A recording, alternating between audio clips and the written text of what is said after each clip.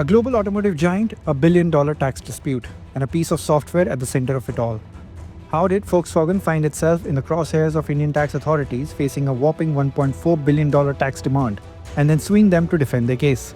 Let's break it down.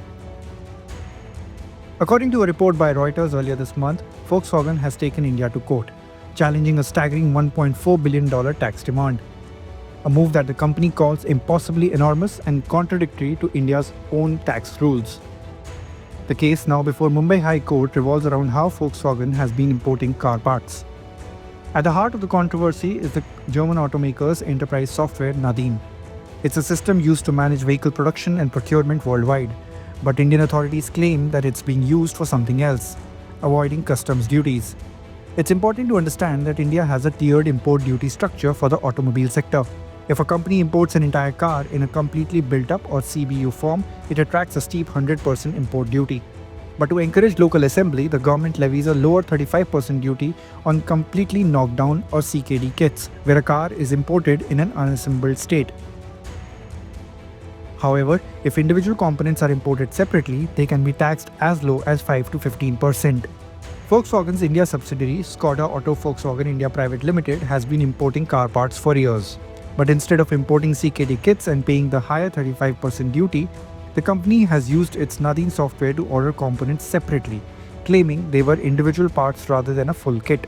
Here's how it works. Once a customer orders a car, the dealer feeds its details into the software. The company's production planning team then uses this information to plan how many cars to make in a given period.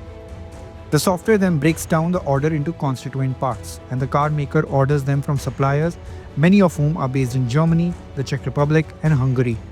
Both imported and locally made parts are put together at its Aurangabad factory to make the finished vehicle. The Indian tax authorities argue that Volkswagen misclassified these imports, essentially breaking down a full car into multiple shipments to pay lower duties.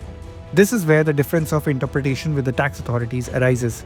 The car maker's petition says that India has incorrectly interpreted the software as a means to break down the order for a car into separate parts, which are ordered from hundreds of suppliers around the globe, to the same effect as ordering CKD kits to save on custom duty.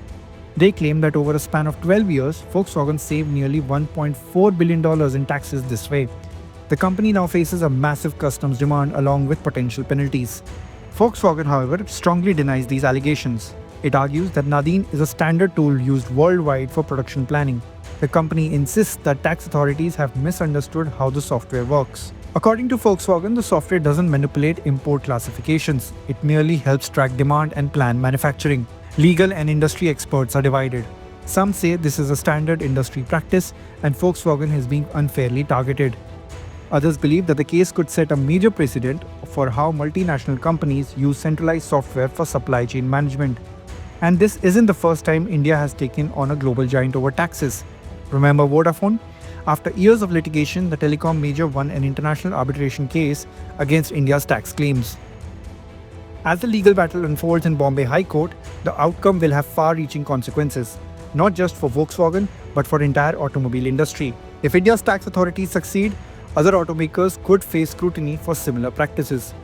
If Volkswagen wins, it would reaffirm the legitimacy of using ERP software for global procurement. For more news and updates, keep watching Live Mint.